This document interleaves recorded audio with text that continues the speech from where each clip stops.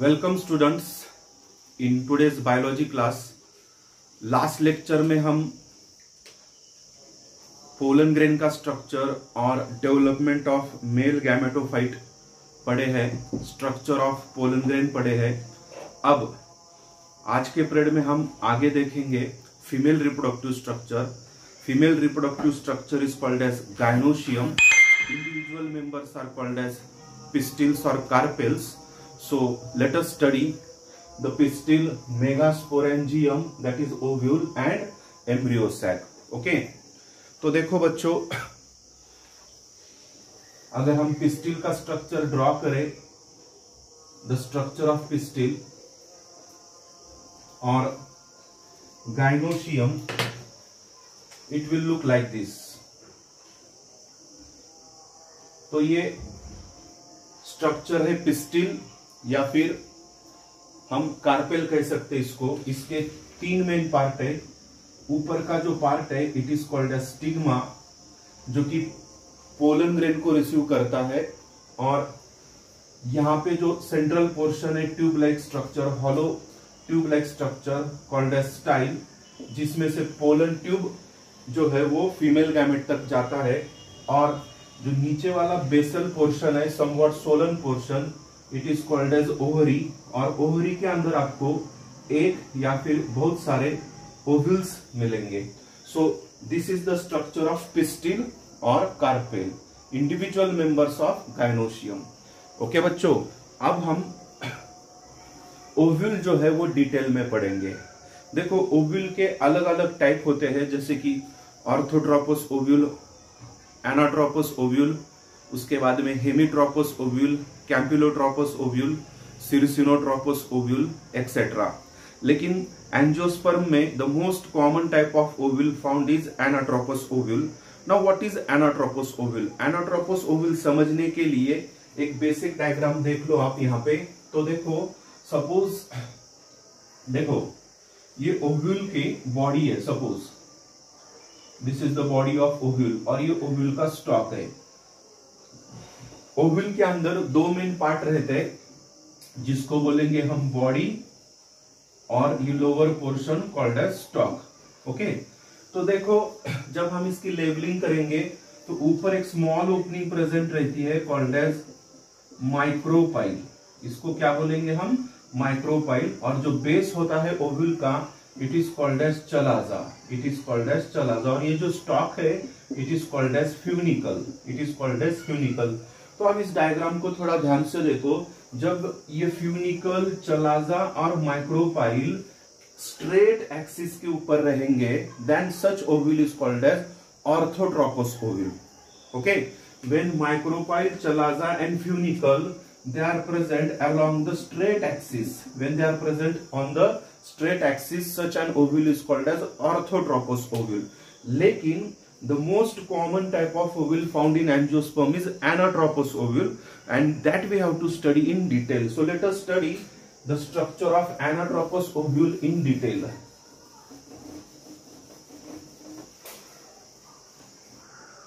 Okay, so anatropous ovule, ये अब हम डिटेल में पढ़ेंगे. Okay,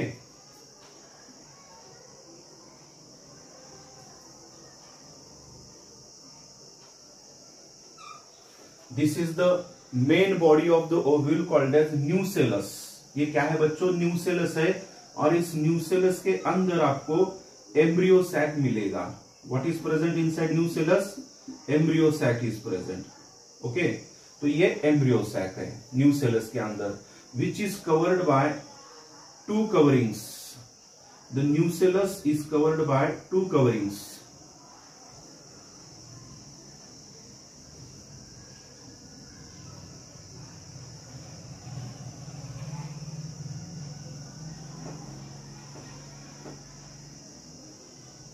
So this is the structure of anatropous ovule. Now पहले देखेंगे इसको anatropous ovule क्यों कहा जाता है, बाद में ये स्ट्रक्चर हम डिटेल में पढ़ेंगे. Okay, so let us try to know why this ovule is called as anatropous ovule. उसका रीजन है, देखो अब हम इसको लेबलिंग करेंगे तो ये जो बेस, ये देखो ये स्टॉक है ओव्यूल का, कॉल्ड एज फ्यूनिकल और फ्यूनिकुलस, और ये ऊपर वाला पार्ट है वो मेन बॉडी है। बॉडी और फ्यूनिकल के बीच में जो कनेक्शन है, that connection is called as hilum, that connection is called as hilum. Okay, this is base of the ovule called as chalaza. ये क्या है? चलाजा है। ओके, और देखो ये न्यूसेलस है, nucellus, this is embryo sac, embryo sac, and there are two integuments, outer and inner integuments.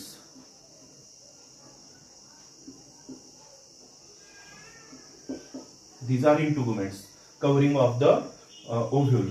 और यहाँ पे जो अपेक्स है वहां पे इंटीगुमेंट्स एब्सेंट है, that portion is called as micropyle. क्या कहेंगे उसको हम? It is called as micropyle.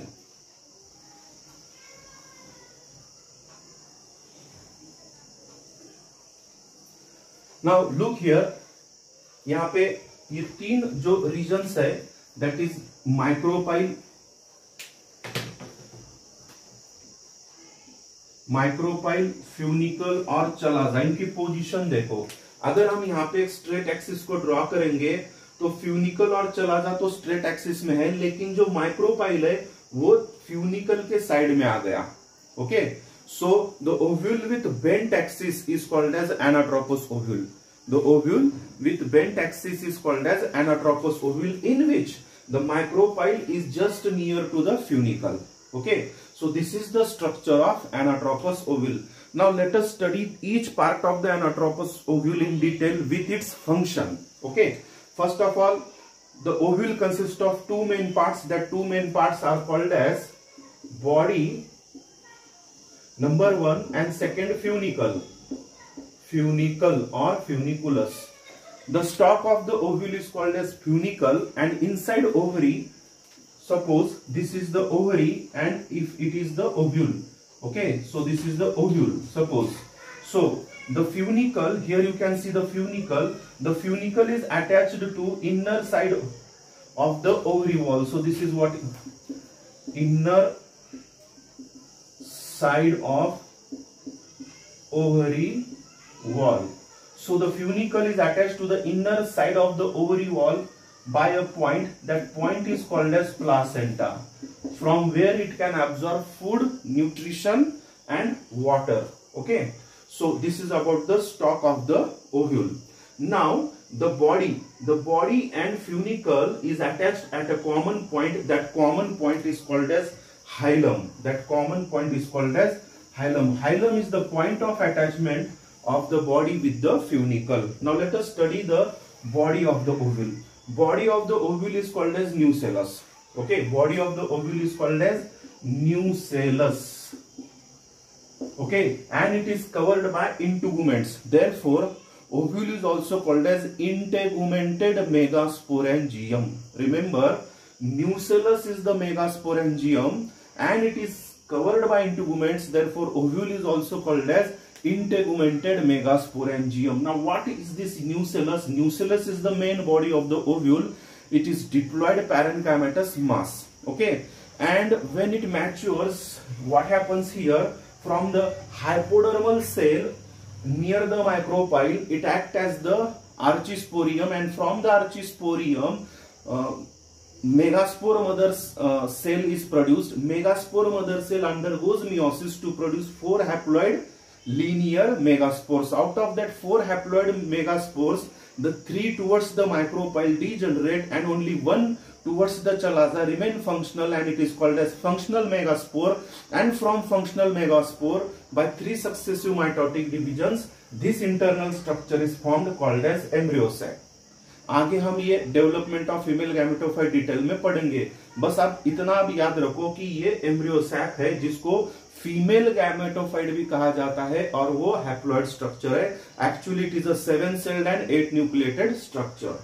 Okay, अब ये इंटुगुमेंट्स जो ओव्यूल है उसके ऊपर ऐसे 2 कवरिंग्स प्रेजेंट रहती है from either side, and it originated from the chalaza.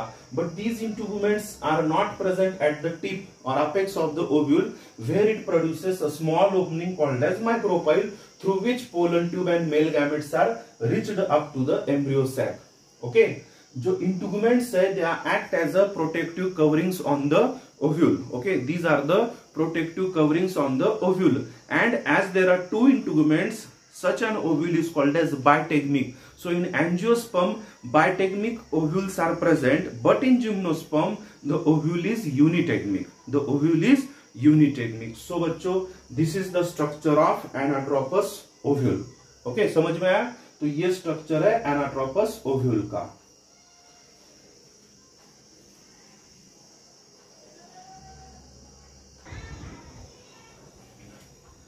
Now let us see the structure of embryo sac. Embryo sac का स्ट्रक्चर अब हम देखेंगे.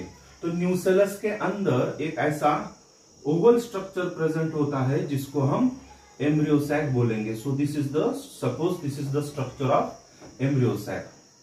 ओके, अब ये जो एम्ब्रियो सैक है फीमेल गैमेटोफाइट, ये सपोज ऊपर की चलाजल एंड है और ये माइक्रोपाइलर एंड है. तो आप यहाँ पे देख सकते हो चलाजल एंड की तरफ ऐसे आपको 3 सेल्स मिलेंगे. This 3 cells are called as antipodal cells. तो बच्चों ये क्या है? ये तीन antipodal cells. These are 3 antipodal cells. Center में आपको 2 पोलर न्यूक्लियाई मिलेंगे. 2 polar nuclei which is surrounded by a common cell wall, and this common cell wall is called as central cell.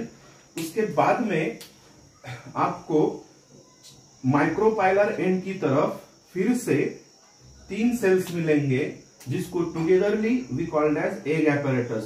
तो ये है एग, और उसके बाजू में सिस्टर सेल्स प्रेजेंट होते हैं 2, ये 1 और ये 2. So these are sister sales.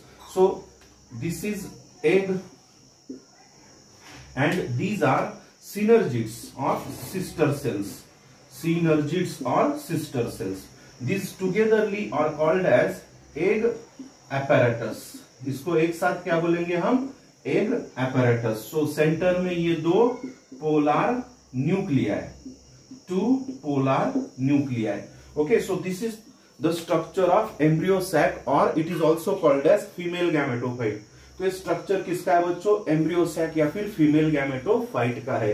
तो ये देखो, ये एम्ब्रियो सैक है जिसमें ऊपर की साइड में आपको 3 एंटीपोडल सेल्स मिलेंगे, सेंटर में 2 पोलर न्यूक्लियाई मिलेंगे, और माइक्रोपाइलर एंड की तरफ आपको 3 सेल मिलेंगे जिसमें से एक एग है या फिर फीमेल गैमेट है या फिर उसको ऊस्फियर भी बोलेंगे, और उसके साइड में 2 सिस्टर सेल्स या फिर सिनर्जिड्स प्रेजेंट होते हैं. आए समझ में? देखो ये जो एम्ब्रियो सैक या फिर फीमेल गैमेटोफाइट का स्ट्रक्चर जो है, तो इसमें इनका फंक्शन क्या है. ओके, और ये कितने सेल से बना है, कितने न्यूक्लियस से बना है, वो देखेंगे. तो देखो, सबसे पहले हम सेल यहाँ पे काउंट करेंगे. तो एंटीपोडल सेल्स कितने हैं? 3 है. एक एपरेटस में कितने सेल्स है? 3 है, और ये बड़ा सेंट्रल सेल 1. तो टोटल 7 सेल्स है. ओके, और न्यूक्लियस कितने हैं? एंटीपोडल सेल्स में 3 न्यूक्लियस बराबर, पोलर न्यूक्लियाई ये 2, ओके, और एक एपरेटस में 3, तो 8 nucleated structure. So embryo sac is 7 celled and 8 nucleated structure. Now what are their functions? Antipodal cells, उसका कोई स्पेसिफिक फंक्शन नहीं है. It degenerate at maturity. हाँ, ये जो पोलर न्यूक्लियाई है 2, at the time of fertilization, or we can say prior to fertilization, जब second male gamete इसके पास आएगा उससे थोड़ा पहले ये दोनों फ्यूज हो जाते और एक डेफिनेटिव न्यूक्लियस या फिर डिप्लॉयड न्यूक्लियस वहां पे फॉर्म होता है. ओके, और उसके बाद ये सेकेंड मेल गैमेट के साथ फ्यूज होगा और ट्रिप्लॉयड प्राइमरी एंडोस्पर्म फॉर्म होगा. एग का क्या फंक्शन है? Egg is a pure female gamete which fertilizes with the male gamete to form a diploid zygote. Now what is the function of synergids? Synergids का function क्या है? तो देखो यहाँ पे, तो suppose these are the synergids. Okay, ये 2 synergids है, और ये एग सेल है. This is the egg cell and these are 2 synergids. तो ये जो सिनर्जिड्स है, इसके बेस में आपको एक ऐसा स्ट्रक्चर मिलेगा. This structure is called as filiform apparatus. What it is called as? Filiform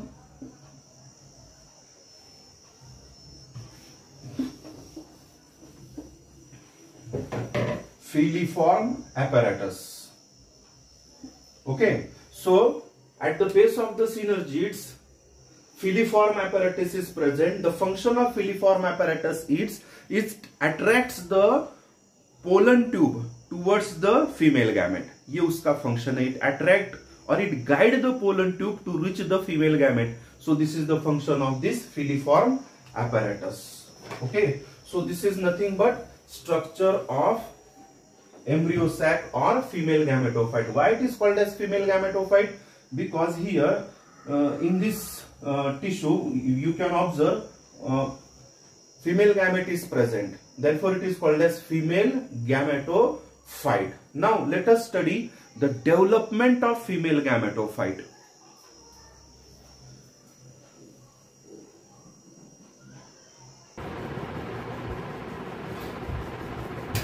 Now let us study the development of female gametophyte. तो देखो जब ओव्यूल इमैच्योर होता है, ओके, तो suppose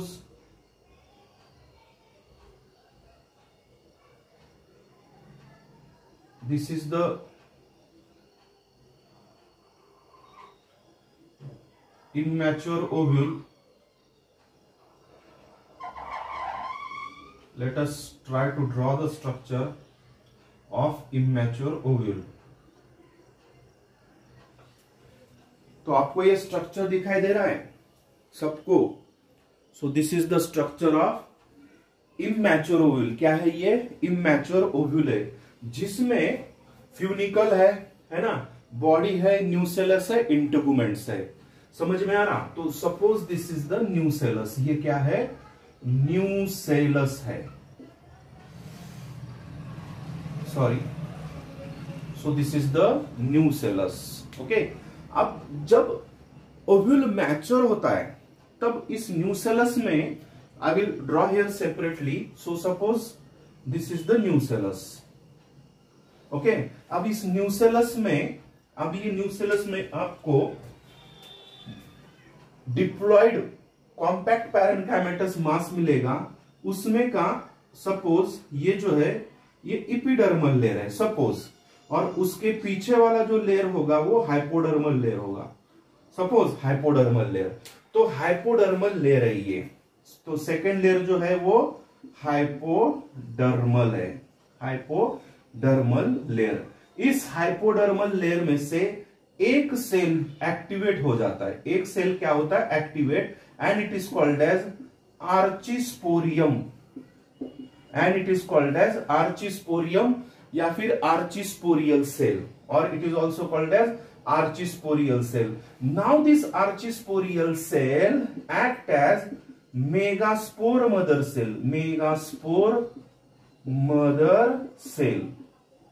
okay, in short we can write as MMC. जैसे हम development of male gametophyte या फिर हम structure of structure of TS of anther में हम देखे थे कि स्पोरोजिनस टिश्यू जो है उसके अंदर PMC प्रेजेंट रहता है, पोलन मदर सेल. वैसे यहां पर मेगास्पोर मदर सेल प्रेजेंट है. This megaspore mother cell I will draw here. Suppose this is the megaspore mother cell, that is MMC. But remember that this MMC is diploid structure. समझ में आ रहा है? ये diploid structure है. अब आगे क्या होता है? This MMC और megaspore mother cell undergoes meiosis. It undergoes meiosis only once. Okay, तब क्या होगा? What will happen?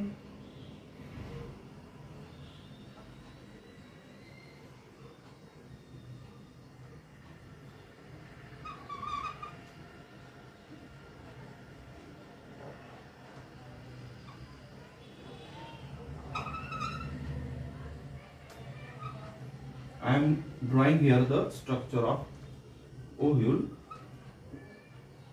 Okay, तो फिर से ये मैंने स्ट्रक्चर बनाया जिसमें ये न्यूसेलस है और यहाँ पे जो मेगास्पोर मदर सेल है, it undergoes meiosis and here 4 linear haploid megaspores are produced. Okay, so what are this? ये क्या है? 4 haploid megaspores are produced and these are linear.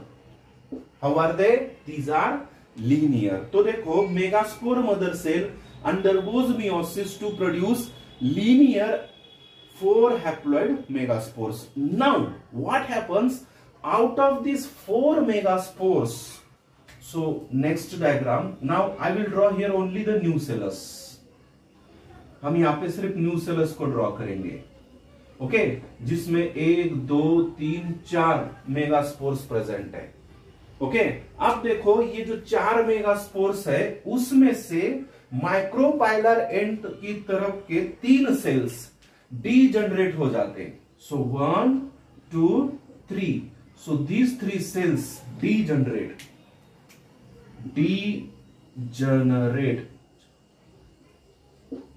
Okay. और ऊपर एक बच जाता and it is called as functional megaspore. Functional megaspore. तो देखो इस डायग्राम तक जो भी स्टेजेस या फिर स्टेप्स है, it is called as megasporogenesis. What it is called? It is called as megasporogenesis.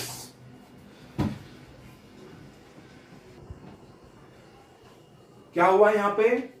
तो देखो ओव्यूल में जो न्यूसेलस है वहां पे एक hypodermal cell called as archesporial cell act as megaspore mother cell, undergoes meiosis to produce 4 haploid linear megaspores, out of which the 3 towards micropylar and degenerate and 1 towards the chalaza remains functional, called as functional megaspore. Okay, so let us see here, this is the functional megaspore. अब हम क्या करेंगे यहाँ पे, इसके बाद वाली diagram, ये सिर्फ सपोज फंक्शनल मेगास्पोर है।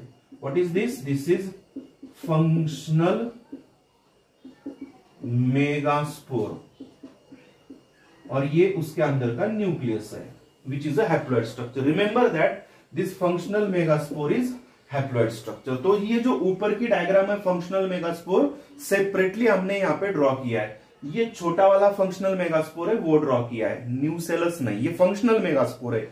4 थे ना बेटा, 4 में से 3 डीजनरेट हो गए, ये एक बच गया जिसके अंदर का ये हैप्लॉइड न्यूक्लियस है, इसको बोलेंगे functional megaspore. Now this functional megaspore undergoes 3 successive free nuclear mitotic divisions.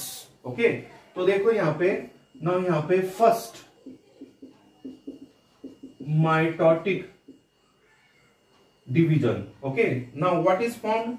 तो देखो ये फंक्शनल मेगास्पोर थोड़ा सा बड़ा ड्रॉ करेंगे, तो ये जो न्यूक्लियस है वो डिवाइड हो गया और डिवाइड होने के बाद 2 न्यूक्लियस फॉर्म हो गए और 2 अपोजिट पोल की तरफ गए, एक चलाजल एंड की तरफ और एक किसकी तरफ? माइक्रोपाइलर एंड की तरफ। But remember only nucleus divide हुआ है, सेल डिवाइड नहीं हुआ है, therefore it is called as free nuclear division. So this is first mitosis. Now this will be second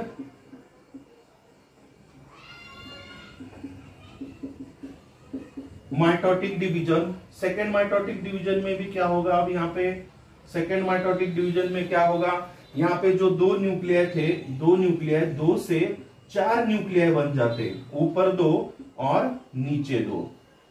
okay, अब तीसरा थर्ड माइटोसिस होगा। थर्ड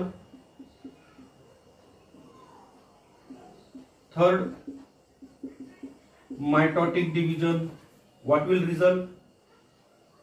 थर्ड माइटोसिस जब होगा तब ऊपर 2 है, 2 से 4 बनेंगे, नीचे 2 है, 2 से 4 बनेंगे। ओके, तो यहां से यहां तक फंक्शनल मेगास्पोर से यहां तक 3 बार successive free nuclear mitotic division हो चुका है, जिसमें सिर्फ न्यूक्लियस डिवाइड हुआ है। और ये जो फंक्शनल मेगास्पोर है ये सेल एनलार्ज हुआ है थोड़ा सा। ओके, अब फाइनली क्या होगा? यहां पे ये जो स्ट्रक्चर दिखाई दे रहा है, हम लास्ट फाइनल डायग्राम बनाएंगे। अब यहां पे final diagram,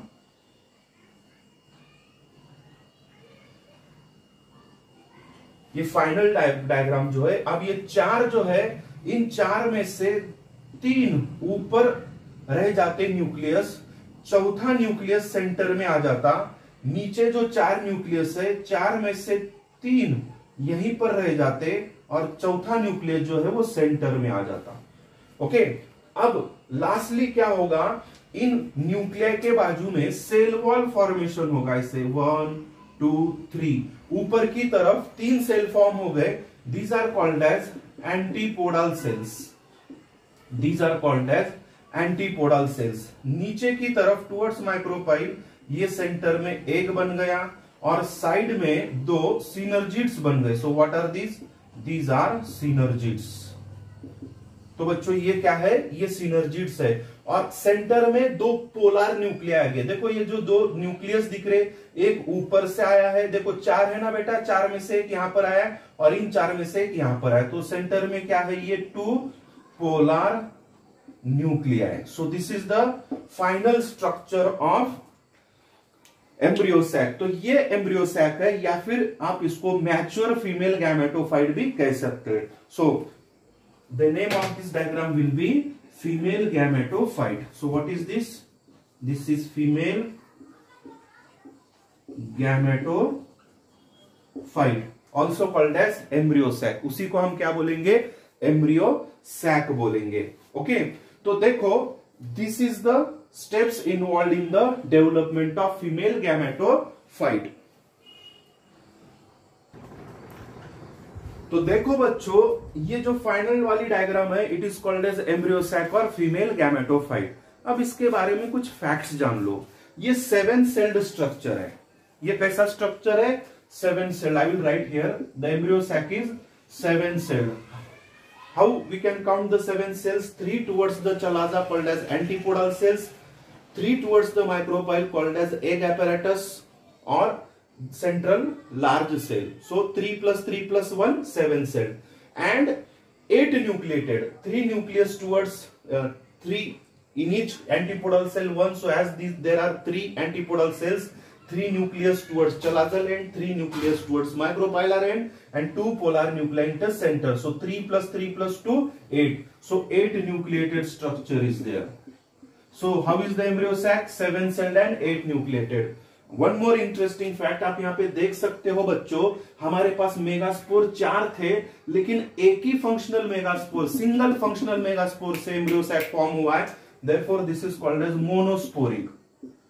therefore it is called as monosporic. And ये जो स्ट्रक्चर है, ये स्ट्रक्चर ये किसके अंदर प्रोड्यूस होता है? ये स्ट्रक्चर न्यूसेलस के अंदर प्रोड्यूस होता है। Therefore it is endosporic. Therefore it is एंडोस्पोरिक।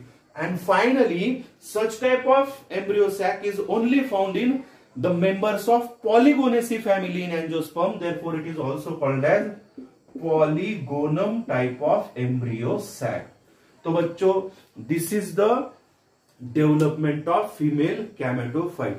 तो आज के लेक्चर में हम फीमेल स्ट्रक्चर डिटेल में पढ़ चुके हैं। ओके, इससे रिमेनिंग पार्ट, इससे रिलेटेड पार्ट ये हम कल के पीरियड में पढ़ेंगे। Okay, so till then bye bye.